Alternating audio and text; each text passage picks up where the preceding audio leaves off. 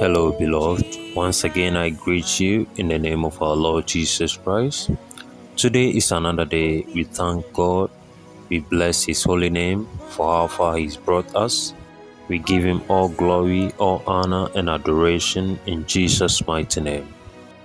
In Matthew chapter 14, verse 22 to 32, and straightway Jesus constrained His disciples to get into a ship and to go before Him unto the other side, while He sent the multitudes away. And when He had sent the multitudes away, He went up into a mountain apart to pray. And when the evening was come, He was there alone. But the ship was now in the midst of the sea, tossed with waves, for the wind was contrary. And in the fourth watch of the night, Jesus went unto them, walking on the sea. And when the disciples saw Him walking on the sea, they were troubled, saying, It is a spirit, and they cried out for fear. But straightway Jesus spake unto them, saying, Be of good cheer, it is I, be not afraid. And Peter answered Him and said, Lord, if it be Thou, bid me come unto Thee on the water. And He said, Come. And when Peter was come down out of the ship, he walked on the water to go to Jesus. But when he saw the wind boisterous, he was afraid, and beginning to sink, he cried, saying, Lord, save me. And immediately Jesus stretched forth His hand, and caught him, and said unto him, O thou of little faith, wherefore didst thou doubt? And when they were come into the ship, the wind ceased.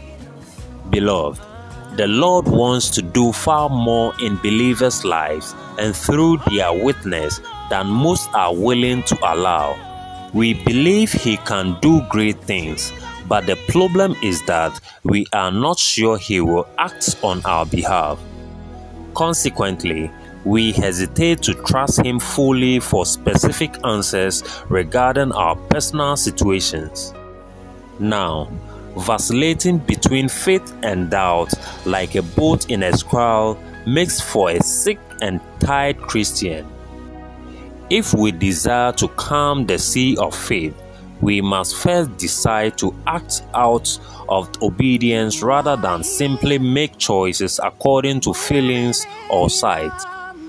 Peter walked on water because he chose to proceed by trust instead of by reason. As believers, we will not become stable in our faith until we recognize that believing God is a choice.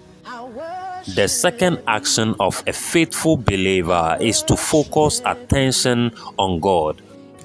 When we look at our circumstances, we are restricted to our own limited view of the situation.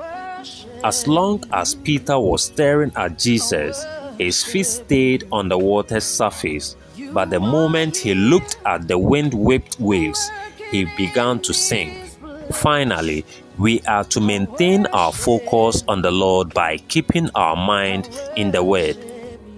We cannot trust our sight, reason, or knowledge to steer us through a storm of doubt, but we can truly depend upon Scripture. Choose to believe that the Lord will work on your behalf. Then, focus your attention on Him and claim a promise from Scripture that applies to the situation. When those three actions regularly become a part of your life, you will stop swaying. The Heavenly Father will honor your steadfast faith. May the good Lord bless you and give you an insight to His word in Jesus' mighty name. Amen.